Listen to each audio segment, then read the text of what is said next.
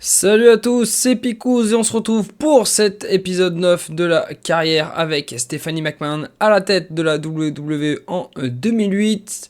On va de suite ne pas perdre de temps et se diriger vers le dernier Raw avant le prochain pay-per-view qui est Judgment Day, si je dis pas de bêtises, ouais, Judgment Day. Je vous dis à de suite pour le booking de ce premier show. Allez, on est parti pour cet épisode de Raw, le dernier avant Judgment Day. Et dans le pré-show, on retrouve Chris Sabin qui va affronter Super Crazy. Bon match de catch, petite hit. Chris Sabin va battre Super Crazy en 13 minutes 44. 71 de rating général, 65 pour Chris Sabin, 69 pour Super Crazy. On donne du momentum à Chris Sabin. J'aimerais bien qu'il évolue assez rapidement au niveau de sa position dans le roster. Il est seulement lower mid-carder. Je pense qu'il peut monter bien plus haut. Donc on lui donne un petit peu plus de temps d'antenne et des victoires. Je pense que c'est assez important. Et on enchaîne avec le deuxième match de ce pré-show avec Bobby Lashley qui va défaire Val Venis en 14 minutes 11. Alors, rien de particulier à signaler, rating total de 70, c'est aussi le rating de Bobby Lashley. Val Venis nous fait un 56, bon, Val Venis, je pense que je vais l'envoyer du côté de la ICW. Tous ces mecs qui sont un peu limite là sur leur ring performance, je pense que ça va partir là-bas. Au contraire, j'enverrai des mecs de la ICW qui ont le niveau pour être et les qualités requises pour être dans le roster principal, mais du coup, ça sera au détriment d'un Val Venis, ce genre de mec. Après, voilà, on l'a mis dans le pré-show, ça fait quand même un 70. C'est plutôt intéressant. On attaque du coup le show avec un petit match entre Nunzio et Rory McAllister. Et Rory McAllister va battre Nunzio en 5 minutes 27. Alors, Hot Scott Slingshot. Donc en gros, il a triché pour gagner après une interférence de Robbie McAllister, son frère. Nunzio nous fait un 68, Rory McAllister un 44, 63 de rating. Et bien évidemment, après le match, Nunzio va se faire attaquer par les Highlanders sur le ring. Excusez-moi. Je disais donc que Nunzio va se faire attaquer par les Highlanders. Voilà, Nunzio qui avait rien demandé, qui se fait attaquer par une équipe. Bon, le segment est un peu faible, 38 de rating. Et pourtant, il n'y a pas de moins. C'est vraiment leur popularité qui est pas folle. Surtout McAllister, je pensais. Parce que Nunzio, en vrai, ça va. C'est dommage. On enchaîne avec un plutôt bon match. Un match par équipe féminin. Avec Mickie James et Candice Michelle qui vont faire équipe aujourd'hui face à Melina Perez et Kana. Et dans un match pauvre, malheureusement, Mickie James et Candice Michelle vont gagner Melina Perez et Kana quand Candice Michelle va faire le pin sur Kana. Les notes, 52 pour Candice Michelle, 62 pour Mickie James, 48 pour Kana, c'est plutôt bien, ça commence à monter déjà pour Kana, et 60 pour Melina Perez. Bon, c'est pas trop mal, mais Candice Michelle était off this game, c'est dommage. Bon, après c'est pas très grave, on fait un 61. Ça fait avancer la storyline, c'est plutôt bien. Voilà. Rien de plus à dire, c'était le petit match féminin. En plus, on fait un 61. Je pense que c'est peut-être un des meilleurs ratings qu'on fait. Du côté féminin, donc c'est bien. C'est plutôt bien. On enchaîne avec une interview. Carlito qui est interviewé par Todd Grisham. Carlito dit qu'il en a marre de Santino Marella. Il aimerait bien avancer. C'est vrai que j'ai oublié de mettre Santino Marella en off. Mince, c'est pas grave. Il aimerait bien avancer et il est bousculé par Lance Cade. Il y a juste un échange de regards entre les deux hommes. 53 de rating, c'est correct. Et on enchaîne de suite avec un match entre Alex Shelley et Cody Rhodes en préparation de leur match par équipe qu'ils auront à Judgment Day. Donc dans un match décent avec une petite hit, non, sans beaucoup de hits, Alex Shelley et Cody Rhodes vont faire match nul Après 14 minutes de combat, suite à une double disqualification, et cette double disqualification elle est liée aux arrivées de Hardcore Holly qui va attaquer Alex Shelley et de Chris Sabin qui va attaquer Cody Rhodes. 63 de in-ring pour Alex Shelley, 61 pour Cody Rhodes, 68 de rating, c'est plutôt pas mal. Et la storyline était un peu trop basse. C'est un peu ce qui a pénalisé ce segment. C'est dommage parce que franchement, le rating est correct. Je suis plutôt satisfait. On va donc enchaîner avec un segment backstage. Matt Hardy qui parle à CM Punk dans le locker room. Et Matt Hardy qui lui dit que si jamais CM Punk a besoin d'aide pour son combat contre Mr. Kennedy, il pourra être là. Et puis, s'il ne veut pas qu'il intervienne, il pourrait éventuellement discuter d'une alliance. Voilà. Il y a un petit truc qui est en train de se créer pour éventuellement mettre un peu plus over CM Punk. Rating de 71, ça marche plutôt bien. Et du coup, on assiste à un combat entre Carlito et Lance Cade suite à leur altercation tout à l'heure dans le vestiaire et dans un match décent de catch sans vraiment beaucoup de hits. Carlito va défaire Lance Cade en 14 minutes 17. Quand Lance Cade va se faire disqualifier suite à l'intervention de Santino Marella qui va attaquer Carlito. Trevor Murdoch est aussi intervenu dans le dos de l'arbitre pour attaquer Carlito. On fait avancer la storyline de Carlito vs Santino, 64 de rating, 61 pour Carlito, 58 pour Lance Cade. Bon, c'est pas foufou, j'aurais peut-être dû les mettre plus bas parce qu'en fait, ouais. Carlito, j'aimerais bien le pusher plus que ce qu'il a été à l'époque, sauf que là, les notes, aïe, font mal, hein. 61 de rating, c'est dur. On enchaîne avec le main event de cette soirée, et John Cena va battre Charlie Ace en 15 minutes 15 avec son FU. John Cena qui nous fait 82, Charlie Ace nous fait un 79. Charlie Ace, il est vraiment super intéressant. Vraiment, il y a quelque chose à faire avec Charlie Ace.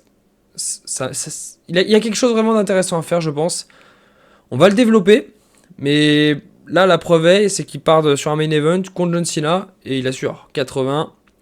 Et on va donc passer au dernier segment de cette soirée avec la signature officielle du contrat pour le Triple Free Match à Judgment Day. Roddy Piper fait office de figure d'autorité. Bon, c'est normal, c'est le General Manager de Raw. Du coup, il fait signer Randy Orton, Chris Jericho et Shawn Michaels.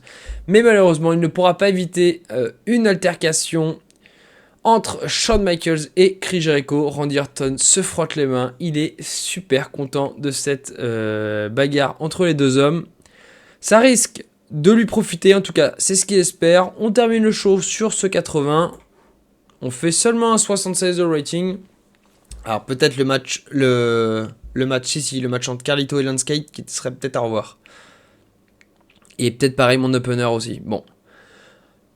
C'est pas très grave. C'est correct, 76, on perd pas de popularité, c'est déjà ça, on en gagne dans 31 régions. Voilà, je suis plutôt satisfait de ce dernier Raw juste avant Judgment Day, j'aurais juste aimé un meilleur rating, mais bon, c'est pas très grave. On va de suite se projeter sur l'épisode de ECW. Allez, c'est parti. Allez, c'est parti, on se dirige vers ECW et on attaque avec, dans le pré-show, Colin Delaney qui va affronter Ted DiBiase Jr. Bon, pas de surprise, Ted DiBiase Jr. Va battre Colin Delaney en 12 minutes 03. 46 de rating, Colin Delaney qui nous fait un 30. Waouh. Ted DiBiase Jr. nous fait un 51, c'est plutôt correct. Ouais, par contre, Colin Delaney... Je me posais la question de le garder ou de le renvoyer peut-être dans un territoire de développement parce que ça va pas du tout. Il est pas bon. Donc autant qu'il aille progresser en territoire de développement. À voir. On enchaîne avec un très bon match dans le pré-show entre Evan Bourne et Luke Harper. Evan Bourne va battre Luke Harper en 13 minutes 34. 64 de rating pour Evan Bourne, c'est très bon. 55 pour Luke Harper, ça nous fait un rating de 65. L'objectif, c'est toujours de faire progresser Evan Bourne, qui prenne de la popularité et qui le remonte vite dans la carte. Je pense pas qu'il soit opener. Il mériterait d'être mid-carder à la SCW. Bon, pour l'instant, c'est pas le cas, donc on va rester comme ça. Mais voilà, il y aura quelque chose à faire de ce côté-là. On verra quoi plus tard, mais pour l'instant, on lui donne du momentum. Et on enchaîne avec le premier match de la soirée. La Hart Dynasty, composée de Dia Schmidt et Tyson Kidd, vont affronter Matt Striker et Elijah Burke. Dans un match simple, Matt Striker et Elijah Burke vont battre la Hart Dynasty en 13 minutes 45, en trichant bien évidemment. C'est histoire de donner du temps télé à l'Art Dynasty. J'ai envie qu'ils s'implantent dans le décor de la WWE pour à terme les amener vers, je pense, la division tag de Raw de SmackDown. Plutôt de bonnes notes, à part TJ Wilson qui nous fait un 38, il était office game. Ok, et Dia Schmidt aussi, bon, c'est dommage. 52 pour Dia Schmidt quand même, c'est très bon. Elijah Burke fait un 50, Matt Striker un 53. Matt Striker qui était pas encore commentateur, qui était correct sur un ring. Donc moi je vais le laisser catcher pour l'instant, c'est le plan.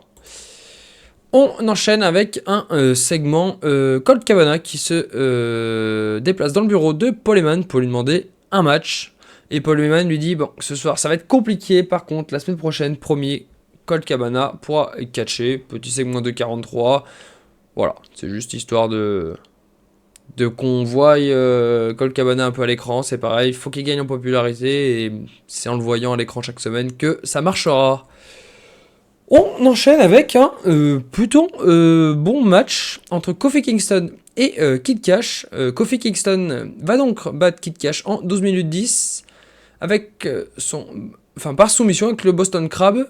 Kofi Kingston défait du coup sa première défense de titre télévision de la SCW. 52 in-ring performance, bon c'est pas foufou. 57 pour Kid Cash. Rating de 57. Je suis très content d'avoir Kid Cash. Kid Cash qui est opener à la SCW. Il nous fait des 57. Et je me dis qu'il mériterait d'être juste lower mid-carder. Il n'a pas à être opener avec le niveau qu'il a. Bon, après, voilà. Moi, je regrette pas de l'avoir récupéré. Kid Cash, c'est un bon catcher. Le rating confirme nos dires. Et du coup, après ce match, Kofi célèbre sa victoire avec Kelly Kelly. Et Ted DiBiase Jr. va arriver et l'attaquer. Voilà, c'est dans l'optique d'être le prochain adversaire de Kofi pour le titre ECW Television. Le rating de 24 fait très mal. Et on termine ce show avec un 3 contre 3. Spike Dudley, Perry Saturn et Stevie Richards affrontent Big Daddy V, Mike Knox et Vladimir Kozlov. Les babyface vont s'imposer quand Stevie Richards va battre Vladimir Kozlov. Excusez-moi. Donc, rating de 58. Stevie Richards fait un 59. Perry Saturn 54. Spike Dudley nous fait un 62. 46 pour Vladimir Kozlov. 53 pour Mike Knox. Et 57 pour Big Daddy V. Bon, voilà. Ça fait augmenter un petit peu la storyline juste avant Judgment Day, où il y aura le match à 5 pour le titre... le titre de la SCW, excusez-moi. Bon, voilà, c'est rien de particulier. On fait un 53. Bon, c'est dur. Ted DiBiase a été trop vu. Ouais, on n'a pas bien le choix. Malheureusement, Ted DiBiase doit être vu à l'écran justement pour prendre popularité. C'est vraiment pas très bon. Là, on est sur une semaine de booking. Là, la reprise est compliquée. Bon, c'est pas très grave, c'est le show B. Celui-là, c'est vraiment pas grave si on fait des mauvaises notes, ça m'inquiète pas. Le Ted DiBiase attaque Kofi, je pense qu'il fait très mal dans la note. Bref, allez, on enchaîne vers SmackDown. Je vous dis à de suite pour le booking. Allez, on est parti pour ce dernier weekly avant le pay-per-view Judgment Day.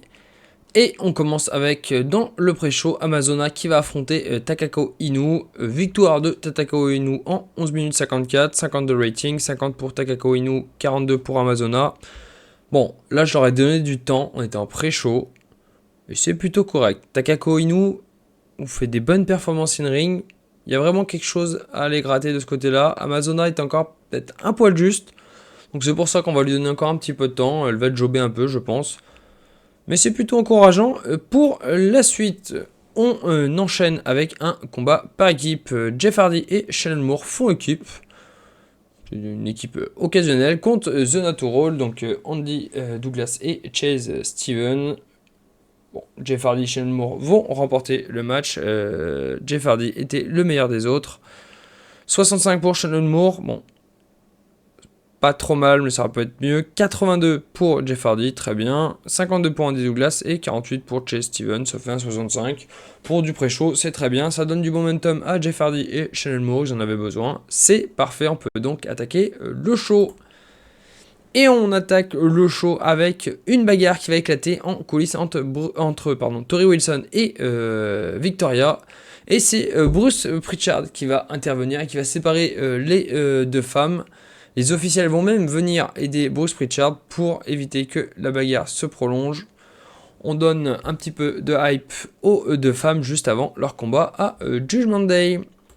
Et on enchaîne avec un match féminin entre Shikayo et Azumi. Un match pas formidable, hein, un terrible wrestling. Shikayo va battre Azumi en 9 minutes 26, 48 de rating, 43 de in-ring performance pour Shikayo, 45 pour Azumi. Bon, c'est très compliqué pour les deux catcheuses. J'espère que ça ira vers le mieux pour la suite. Mais bon, les notes sont meilleures que les autres catcheuses. On peut les faire catcher 10 minutes, il n'y a pas de problème. Les catcheuses qu'on avait, genre des Michelle McCool, ce genre de personnes, c'est beaucoup plus compliqué. Enfin bref, on fait un 48, on peut passer au segment suivant. Et on retrouve Josh Matthews qui interview The Rock. Et The Rock l'annonce, il est prêt à Judgment Day, il va fumer Batista, c'est ce qu'il annonce. Il va le cuisiner. Un petit segment, pareil, de hip. J'ai eu un peu de mal à booker, hein, pas se mentir, SmackDown. Je manquais d'idées. Et j'ai l'impression aussi que je manque un peu de heel main eventer du côté de SmackDown. Donc à revoir peut-être comment j'organise mon roster. On verra par la suite, mais il y a des trucs qui font pas sens, qui manquent quoi. On enchaîne avec un très bon match de catch entre les Hooligans et les Headhunter Boys. Dans un match décent, avec une petite hit, les Hooligans vont battre les Headhunter Boys en 14 minutes 05. Brian Kendrick va faire le tombé sur Headhunter 2. 75 de rating, 92 pour Paul London, 95 pour Brian Kendrick. Ah ouais, les notes ne font pas rire. Bon, 45 pour Headhunter, 47 pour... 47 pour Headhunter 1, 45 pour Headhunter 2. Les notes en équipe des Hooligans, elles sont tout simplement incroyables. Non mais attendez, 92 et 95, je sais pas si on se rend compte de la dinguerie. Les deux hommes sont tout simplement excellents et il y aura quelque chose pour eux. Moi j'ai prévu quelque chose, certainement du solo pour les deux, mais je sais pas quoi encore, sinon ce sera par équipe, mais il y aura de l'or au bout, ça je peux vous le garantir. On verra en tout cas par la suite. On enchaîne avec un combat simple entre Kane et The Rock, et dans un bon match de catch et avec une bonne hit. The Rock va battre Kane en 11 minutes 47. Durant le match, Batista va distraire The Rock sans intervenir. Kane nous fait un 82, The Rock un 86, et le match était trop court. J'ai hésité à faire plus long. Les deux catcheurs ont deux très bonnes in-ring performances, et malheureusement, 73, ce n'est pas beau. C'est dommage pour le dernier segment. Non, c'est même pas le dernier match en plus. Non, j'ai dit du caca, excusez-moi. On retrouve Ric Flair en coulisses qui motive Triple H et lui dit qu'il aura de nouvelles chances, que ce soit contre Edge ou contre Undertaker, et qu'il ne faut pas qu'il se relâche. Triple H acquiesce. Il semble comment dire, remotivé, voilà. 83 de rating, c'est très bon. Et on enchaîne avec un très bon match entre Triple H et John Morrison dans un bon match de catch avec une descente réaction de la foule. Triple H va battre John Morrison en 15 minutes 36, 77 de rating.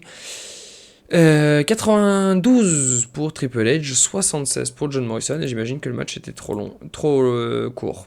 Ah, c'est dommage.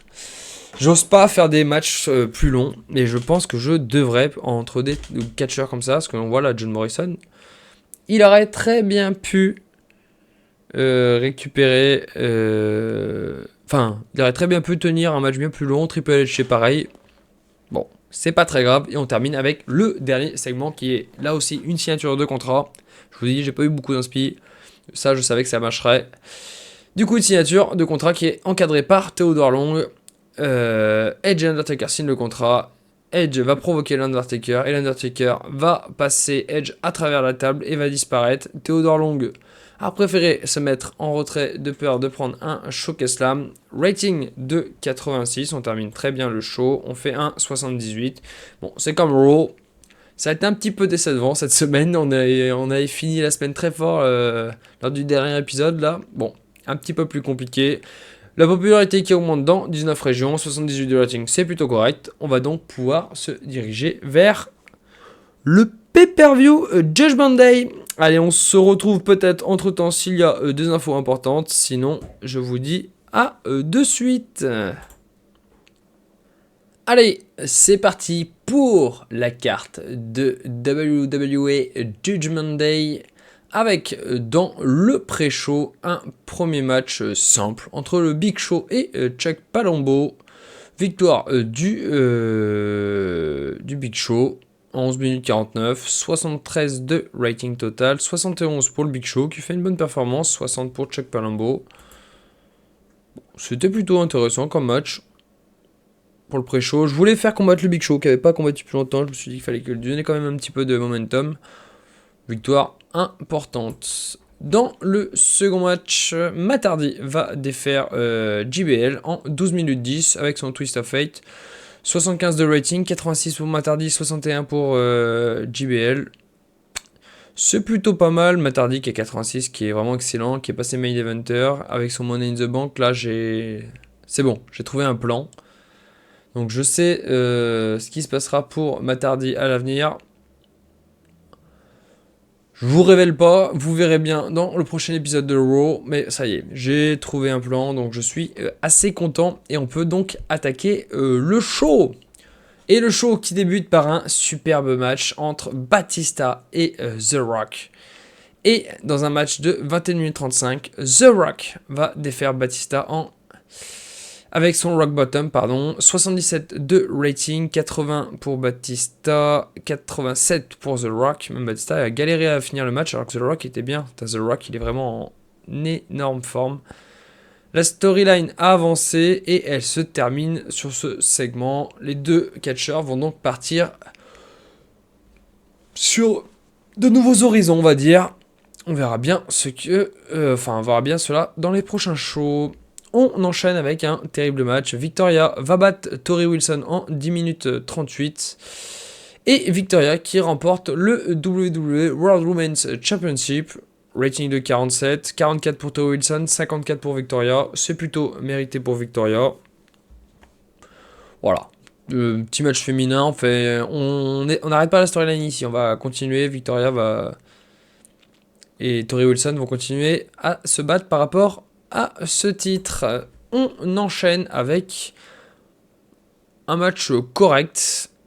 Bon, mais en fait, ils me disent pauvre match, pardon.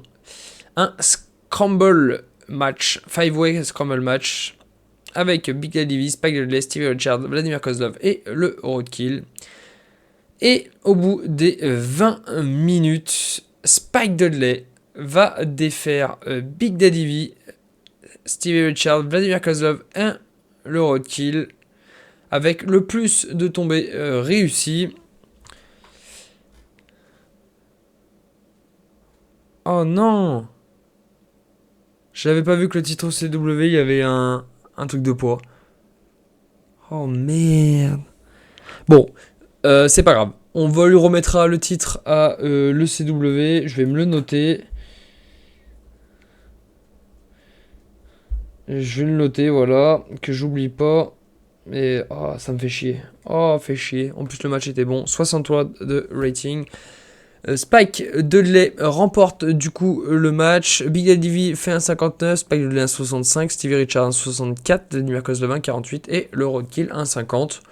La storyline s'arrête ici. On va donner le titre à Spike Dudley. Je vais juste modifier là, ce truc de. J'imagine qu'en fait c'est le fait que World Heavyweight ça doit. Enfin Heavyweight ça doit bloquer peut-être par rapport à ça. Pour moi, ça ne marche plus. Y a pas, là, on n'est pas à l'UFC ou des trucs comme ça. Donc, je vais me débrouiller pour mettre le titre à Spike Dudley. Il s'affichera en tant que champion sur le côté, mais il ne le sera pas officiellement dans le jeu. Bref. On enchaîne avec le deuxième match féminin entre Melina Perez et Candice Michel, pardon. Dans une match avec la descente réaction, mais par contre une terrible catch. Melina va battre Candice Michel en 10 minutes 09. Melina fait sa 5ème défense du WWE Women's Championship. 47 de rating, 51 pour Melina, 46 pour Candice Michel. Bon, elles ne cliquent pas toutes les deux. Bon, c'est pas foufou. Je saurai pour la suite qu'elles ne cliquent pas. De toute façon, Candice Michel, je suis pas sûr qu'on la reverra sur le haut de la carte. J'ai d'autres plans pour Melina Perez. On arrête là. Storyline issue, 47. Bon, pas foufou. On enchaîne avec les combats pour les ceintures par équipe de Raw. Hard Roads, les champions, affrontent les Motor City Machine Guns. Et dans un décent match de catch avec un petit peu de hit, les Motor City Machine Guns vont défaire Hard Roads en 16 minutes 01. Lorsque Alex Shelley va battre Hardcore Holly, les Motor City Machine Guns qui remportent déjà le WWE World Tag Team Championship. Excellent match de Alex Shelley qui nous fait un 91 de rating, enfin de in-ring performance. Alex Shelley a été excellent. 79 pour Chris Sabin, 63 pour Cody Rhodes, 56 pour Hardcore Holly, sachant qu'Hardcore Holly a râlé de perdre son titre. Alors qu'il est le plus mauvais sur le ring. Enfin bref, ça nous fait un 72 de rating. J'ai des plans pour la suite, pour notamment Cody Rhodes et Hardcore Holly. Du côté des Motor City Machine Guns, ils vont continuer d'être dans la division tag de Raw. Mais voilà, là je pense qu'ils vont partir pour un long règne. Je les ai recrutés pour ça. Ils sont venus de la TNA pour ça. C'est vraiment des gars en qui j'ai confiance. Je vois leur performance sur un ring, c'est vraiment excellent. Donc, voilà. On en termine avec ce 72 de rating. Et on passe à... Excusez-moi. Et on passe à un superbe match entre l'Undertaker et Edge. Et l'Undertaker va défaire Edge en 20 minutes 54 après avoir fait son tombstone. L'Undertaker fait sa deuxième défense du titre World Heavyweight, 83 de rating, 82 pour l'Undertaker qui a fait un bon match. Il a un peu souffert au niveau du selling ce match, bon c'est pas très grave, 92 pour Edge. Edge qui est vraiment comme Randy Orton, ils sont vraiment au sommet de la division. The Rock n'est pas très loin en termes de in-ring performance, et puis après on retrouve des John Cena, des voilà. Mais là ouais. Très bon match, l'Undertaker conserve son titre et la storyline s'arrête ici. On va donc passer à un segment pour calmer un petit peu la foule avant le main event. Rey Mysterio remet son titre US en jeu contre MVP, Chavo Guerrero et Shelton Benjamin. Et dans un match décent, Shelton Benjamin va créer la surprise et va remporter le titre après avoir fait le tomber sur Chavo Guerrero. Shelton Benjamin remporte donc le titre des États-Unis de la WWE. MVP a été le Weak Link. Ouais, MVP en termes de performance sur un ring, c'est très compliqué. Rey Mysterio a été très bon, Shelton Benjamin a été presque son égal, Chavo fait un très bon combat. Et on tombe sur un rating à 71. Le segment continue, on va pas s'arrêter là. Mais par contre, très très content. Enfin, très très content. Non. La note est un petit peu décevante, mais après, c'est normal. C'est un match pour calmer la foule. Shelton Benjamin mérite son titre. Voilà. Je pense que Rey Mysterio On va l'envoyer vers d'autres programmes, des choses quand même plus intéressantes. C'est un main eventer et j'ai pas envie de bloquer le titre US là-dessus. Surtout qu'à SmackDown, il y a de la qualité dans la carte. Il y a beaucoup de personnes qui pourraient prétendre avoir cette ceinture. Donc voilà. Shelton Benjamin, le nouveau champion US de la WWE. Et on termine enfin par le main event, le triple free match entre Randy Orton, Chris Jericho et Shawn Michaels. Et dans un superbe match de catch avec de la bonne hit, Randy Orton va défaire Chris Jericho et Shawn Michaels en 22 minutes 42, quand Randy Orton va défaire Chris Jericho après avoir effectué son RKO. Randy Orton fait sa 9ème défense de titre, rating de 81. Randy Orton est off his game, mais il nous fait quand même un 89. Chris Jericho nous fait un 89 et Shawn Michaels nous fait un 92. La storyline continue. Et la storyline a été pénalisée parce qu'elle n'avait pas assez de hits. Bon, je suis un petit peu déçu. Bref, c'est plutôt bien pour finir la soirée. Je m'attendais un petit peu plus. Je m'attendais à plus de dans les 85, 86. J'ai pas assez travaillé la storyline. Je sais ce qu'il me restera à faire de ce côté-là. Mais une chose est sûre, c'est que Randy Orton reste le champion. Il a profité de la guerre entre Chris Jericho et Shawn Michaels qui se sont battus toute la rencontre pour s'imposer. Il a fait un choix plutôt judicieux en les laissant se battre et cela paye à la fin. On fait un rating de 80. Le show augmente la popularité augmente dans 40 régions et c'est donc terminé pour ce WWE Judgment Day. On va donc pouvoir passer au speech. Alors, les speeches, il y a Trevor. Ah mince, il n'a pas participé au show. Mince. On va féliciter. Non, on va féliciter. Ah, mais non. Alors, c'est vrai que je peux pas. Ouais. Je peux pas. Bon. Alors, Shelton Benjamin. Voilà.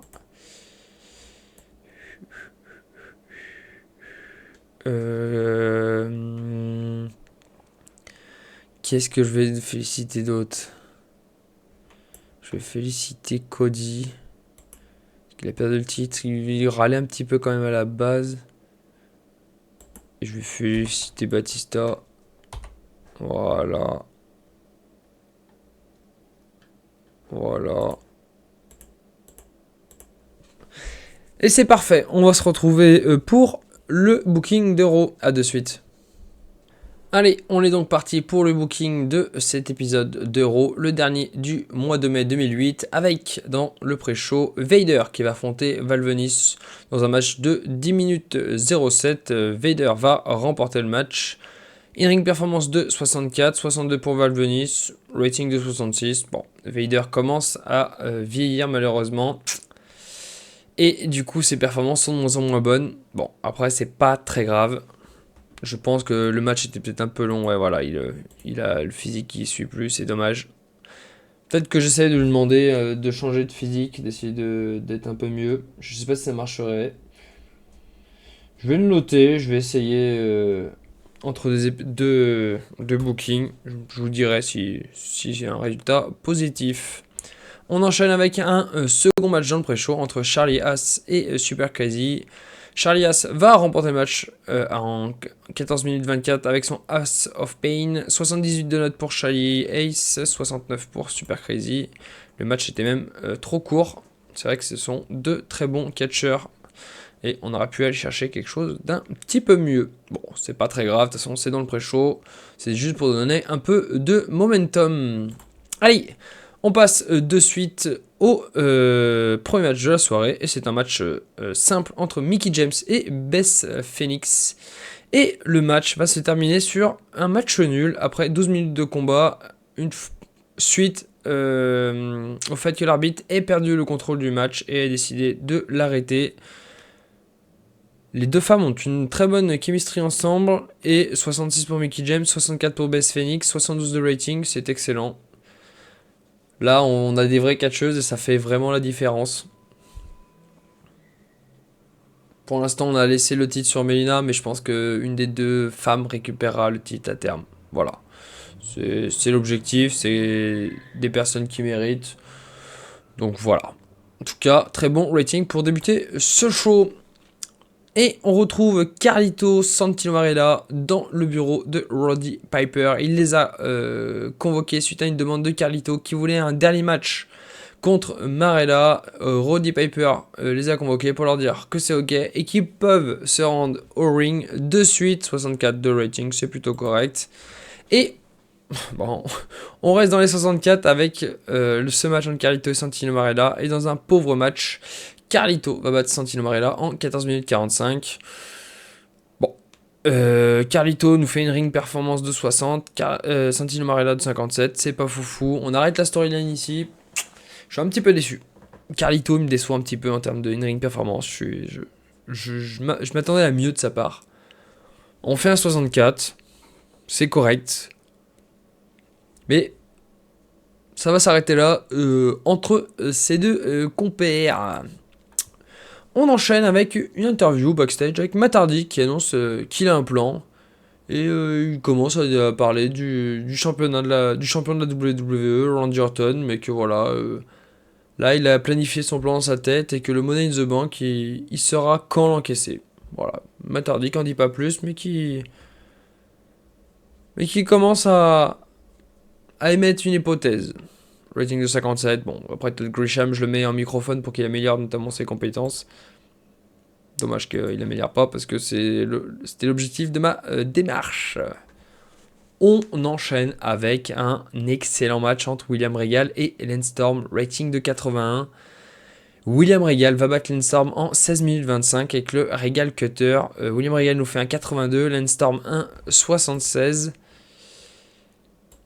Et franchement, parfait. 82 notes en deux catcheurs, deux très bons catcheurs. Lance Storm, ça aurait été vraiment une idée de génie de le faire revenir. Franchement, je suis agréablement surpris de ce que nous propose Lance Storm. C'est vraiment top.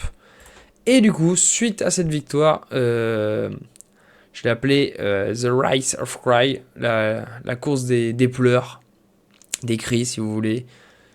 Roddy Piper a dans son bureau Mr. Kennedy, William Regal, CM Punk et Cody Rhodes. William Regal réclame une chance au titre US de Mr. Kennedy. CM Punk dit que il doit d'abord avoir sa chance. Cody Rhodes apparaît dans le bureau et dit qu'il veut lui aussi une chance. Mr. Kennedy dit qu'il n'est pas d'accord. Roddy Piper en a marre.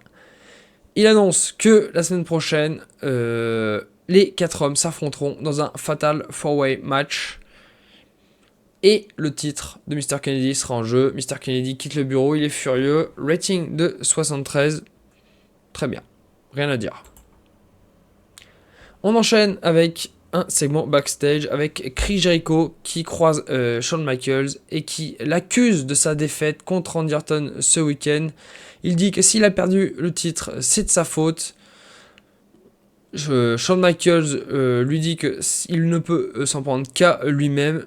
Il avait qu'à être plus attentif et se concentrer aussi sur Randy Orton. Les officiels séparent les deux hommes avant que ça en vienne aux mains. 83 de rating, la storyline continue, c'est parfait. On enchaîne avec un excellent combat qui nous fait une note de 87. Dans un très bon match de catch avec une bonne hit, Chris Jericho va battre John Cena en 22 minutes 41 par soumission avec le Walls of Jericho. Après une distraction de Bobby Lashley. 89 pour Jericho, 80 pour John Cena. Chris Jericho, excellent. Hein. Rating de 87. Et juste après le match, John Cena va se faire passer à tabac par Bobby Lashley pendant que Chris Jericho regarde ça d'un air amusé. Très bon rating de 82. On démarre une storyline entre John Cena et Bobby Lashley pour les occuper. 82 de rating. On fait une très bonne fin de show et ça se conclut par un excellent rating. On retrouve des très bonnes notes. Le show qui augmente sa popularité. Non. Le show fait augmenter la popularité dans 32 régions. C'est parfait. On se retrouve donc juste après pour le booking de la ECW. Allez, à de suite. Et c'est parti pour ce show de la ECW avec deux matchs dans le pré-show. Le premier qui oppose Vladimir Kozlov à Jack Swagger. Bon, dans un match pas terrible. Vladimir Kozlov va battre Jack Swagger en 12 minutes 01, 48 de rating, 50 pour Kozlov, 39 pour Jack Swagger qui est encore vraiment limite Jack Swagger. Je me demande même s'il va pas retourner un petit peu en développement. À voir si je crée ma fédération de développement intermédiaire là, en gros le futur NXT, je sais pas. On verra par la suite. On enchaîne dans le second match du pré-show avec un match entre Evan Bourne et Kid Cash. Le premier cité Evan Bourne va remporter le match en 12 minutes 36. 62 de rating, Evan Bourne nous fait un 64 de in-ring performance, c'est très bien. Kid Cash nous fait un 51. Voilà. Logique respectée, Evan Bourne à qui j'essaye de donner du momentum pour, à l'avenir, un petit peu plus le pusher. On débute le show avec un match simple entre Colt Cabana et Mike Mondo. Colt Cabana qui avait réclamé un match la semaine dernière l'a eu. Il affronte un nouvel arrivant à la ECW, Mike Mondo qui était en territoire de développement. Mike Mondo qui était un ancien membre du Spirit Squad, même titre que Dolph Ziggler ou Kennedy Extra. Bon, Mike Mondo va gagner le match en 10 minutes 58, 57 pour Colt Cabana, 52 pour Mike Mondo. Voilà, on a renforcé un petit peu le roster avec 3 arrivées. Il y en avait besoin. Il y en avait clairement besoin, on manquait de roster, donc on allait piocher, on manquait de monde dans le roster, donc on allait piocher en territoire de développement. Ensuite, on enchaîne avec Matt Harnoy, qui lui aussi a été rappelé de territoire de développement, qui fait une petite promo et qui parle de son futur, et il souhaiterait avoir une chance pour le titre TV de Kofi Kingston. On verra si la semaine prochaine il a son match. En tout cas, la demande a été faite. En parlant de Kofi Kingston, il va se rendre au ring pour affronter Ted DiBiase Jr. Et dans un match encore très compliqué, Kofi Kingston va battre Teddy DiBiase Jr. en 15 minutes 28. Il fait sa deuxième défense de titre TV, 53 de rating. Il fait un 55, Ted DiBiase nous fait un 43. Et un peu d'inconsistance. Bon, c'est pas très grave. L'objectif, c'est de faire avancer Kofi Kingston. Ça a été le cas aujourd'hui. Donc, c'est parfait. On enchaîne avec un segment Spike Dudley qui célèbre l'obtention de son titre avec Paul Heyman, bien évidemment. Et Kevin Thorne, petit nouveau aussi à la ECW, qui arrive et qui annonce qu'il veut le titre de Spike Dudley. Et il va prouver de suite, rating de 59, c'est pas mal. On enchaîne en plus, avec un combat par équipe derrière, impliquant Kevin Thorne. Il va montrer à Spike Dudley qu'il n'est pas là pour rigoler. Et on termine sur un bon 66, match par équipe entre Big Daddy V et Kevin Thorne qui affrontent le Roadkill et Stevie Richards. Bon match de catch, Big Daddy V et Kevin Thorne vont s'imposer quand Kevin Thorne va défaire Stevie Richards. Au niveau des notes, 69 pour Kevin Thorne, 62 pour Big Daddy V, 58 pour Stevie Richards et 50 pour le Roadkill. Kevin Thorne qui est largement au-dessus. 69, c'est une très bonne note. J'ai vraiment hâte que Tommy Dreamer revienne de blessure parce que là, il y a vraiment moyen de monter un gros projet. Surtout qu'il est bon. Il est bon sur un ring, donc autant le pusher. On va donc terminer ce show sur un 62, c'est mieux que la semaine dernière parce que c'était vraiment la catastrophe. On a entamé 2 nouvelles storylines. Voilà, ça suit son cours du côté de la ECW. De toute façon, à terme, on va encore modifier le roster. L'objectif, c'est d'avoir vraiment un roster compétitif et de vraiment pouvoir aider les jeunes à progresser. Et c'est pour ça que j'aimerais bien de créer un territoire de développement, je sais pas si ça serait vraiment NXT ou pas, mais qui permettrait aux jeunes catcheurs qui arrivent là dans la fédération d'être un petit peu mieux préparés et d'avoir ce palier ECW avant d'intégrer les rosters, sauf si bien évidemment les gars sont trop forts. Mais ça, bon, on verra plus tard. Voilà, on termine sur un rating de 62. On se dirige vers le dernier show de cet épisode qui est SmackDown. Allez, à de suite. Allez, on est donc parti dans le pré-show de SmackDown avec un premier match entre le Great Khali et Funaki. Bon, un match pas terrible. Le Great Khali va battre Funaki en 11 minutes 43, rating de 52. Par contre, je vois les notes des catcheurs, surtout celle du Great Khali qui est main eventer qui nous fait des 48. Aïe aïe aïe, les problèmes. Ah ouais, là c'est terrible. Le Great Khali, faut que je trouve un heal main eventer vite parce que ça va pas le faire. Ouais, les notes sont terribles là et c'est un peu malheureux quand même, hein. 52, bon. On va enchaîner dans le second match qui est beaucoup mieux entre Brian Kendrick et Kenny Dijkstra. Bon, un match de catch décent, sans vraiment de hit. Brian Kendrick va logiquement battre Kenny Dijkstra en 13 minutes 29. Brian Kendrick nous fait une ring performance de 83, très bien. Kenny Dijkstra nous fait un 62, c'est plutôt correct. Moi je suis très content du 83 de Brian Kendrick. Une très bonne chose, 74 de rating, juste avant de commencer le show. Bon, Brian Kendrick, de toute façon, il ne déçoit pas depuis que j'ai attaqué la partie, donc on va continuer à le pusher tranquillement.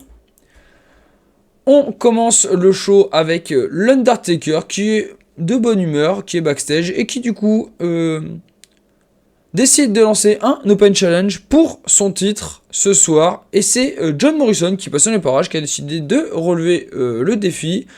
72 de rating, c'est tout à fait correct. Et on enchaîne avec Victoria qui fait sa première défense de titre contre Emi Sakura.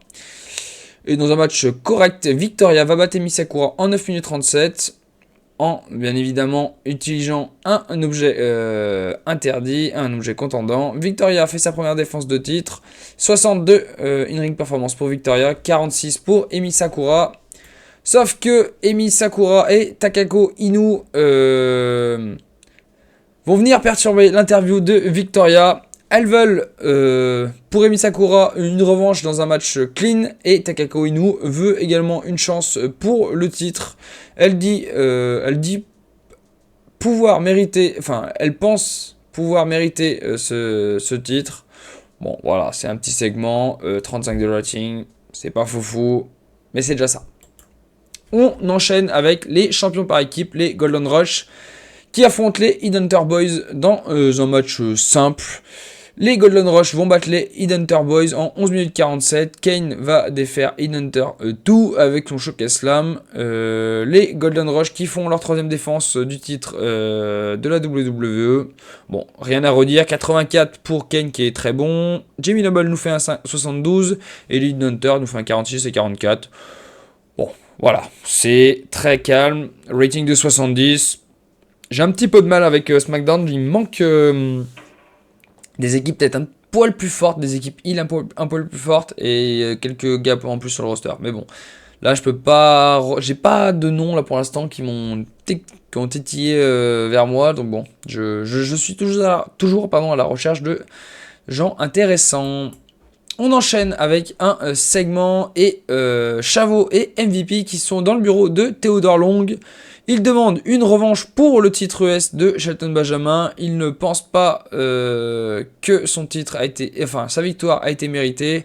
Et il y a Finlay aussi qui intervient dans la conversation et qui veut lui aussi une chance au titre. Theodore Long dit qu'il prendra une décision dès la semaine prochaine. Rating de 71, c'est tout à fait correct. Et c'est une bonne chose, on fait avancer la storyline. On enchaîne avec un match simple, un match pour la déconne. Paul London va battre Dave Taylor en 13 minutes 15. 70 de rating, 82 notes pour Paul London, 44 pour Dave Taylor. Paul London qui porte le match, comme Brian Kendrick, hein, ils sont vraiment très très bons. C'est vraiment parfait. J'en demande pas plus. Paul London et Brian Kendrick, il va falloir que je les casse sur les trucs parce que là, ils commencent à devenir vraiment beaucoup trop chauds. On enchaîne avec un segment backstage. Batista qui était assis dans un vestiaire et Edge qui passe avec Vicky qui commence à se moquer de Batista. Il lui dit que c'est un loser, qu'il a perdu contre le Rock et que depuis le début de l'année, il n'est bon à rien. Batista, ça ne lui plaît pas, il va commencer à confronter Edge. On sent le début d'une rivalité entre les deux. Rating de 76, juste avant le main event, c'est plutôt bien. Et on enchaîne avec un excellent main event.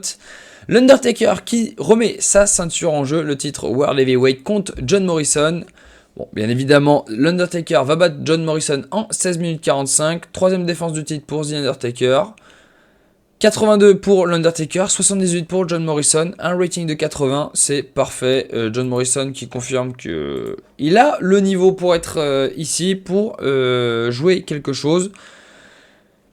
Je vais pas le mettre sur la course du titre US, parce que c'est la seule équipe heel avec The Miz vraiment importante au sein du roster, mais ça m'enquiquine parce je pense qu'il y a quelque chose à faire du côté de John Morrison aussi. Mais bon, il y a beaucoup de gars comme ça, comme Jeff Hardy, Brian Kendrick, Paul London, même Shelton Benjamin. Enfin voilà, il y a des noms qui attendent déjà. On verra par la suite. Pour l'instant, je voulais juste donner un match pour lui donner un peu de momentum à The Undertaker. Ça marche bien, c'est plutôt cool. Et on termine avec, juste après le match, The Rock va apparaître sur la scène d'entrée, micro à la main. Et The Rock va commencer à provoquer le Taker. Il annonce qu'il en a fini avec Batista, il l'a détruit et maintenant il s'attaque au titre poids lourd de la WWE et l'Undertaker sera sa prochaine cible. L'Undertaker n'a pas réagi, il a juste écouté la promo au centre du ring. Les images se sont... Le show s'est terminé sur The Rock qui était en train de lever la main, le poing en l'air. Il est chaud, il est prêt pour affronter l'Undertaker. On en saura plus dans les semaines à venir. Rating de 88, on finit parfaitement le show. Par contre, je suis déçu, on fait qu'un 79. Bon, il y a encore des petits trucs à modifier. Je pense que le premier segment du show est peut-être un poil faible. Et puis, peut-être le match entre Paul London et Dave Taylor, peut-être pas la meilleure chose à faire à ce moment-là. Bon, c'est pas très grave, c'est un 79. On termine les choses plutôt bien. On va avancer, on se retrouve pour le rapport financier au début du mois de juin. À de suite. Allez, on se retrouve pour le point sur les finances de l'entreprise. On fait un très bon mois, une performance à 1,3 million, sachant qu'on a payé encore beaucoup de choses. J'imagine que c'est lié au développement ou au genre des trucs, même si c'est pas dans la ligne développement.